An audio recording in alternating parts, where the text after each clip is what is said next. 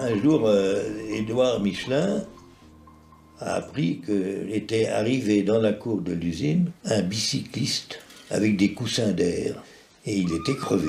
Alors ça a intéressé Édouard Michelin qui a réparé, ils ont passé beaucoup de temps à réparer. Et puis il a eu le temps de monter dessus et il s'est rendu compte que c'était extraordinaire.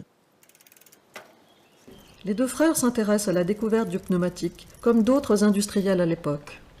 Les technologies de la mobilité sont à l'ordre du jour en cette fin du XIXe siècle, et les Michelin suivent le mouvement mondial de la naissance de l'automobile. Édouard s'investit personnellement dans la petite usine de Clermont. J'ignorais complètement la fabrication du caoutchouc. Je ne pouvais l'apprendre qu'en interrogeant les ouvriers. Il me fallait avoir avec eux une conversation, et le meilleur moyen de les faire parler était d'avouer ouvertement mon ignorance. Un jour, ils ont créé une course, Paris-Clermont, qu'on appelait la course au clou. Son grand-père avait été chez un quincaillier à Pouilly, lui avait demandé d'acheter des clous, pas des clous de chevaux, mais des clous de sabots de paysans. Tout le monde a crevé, évidemment.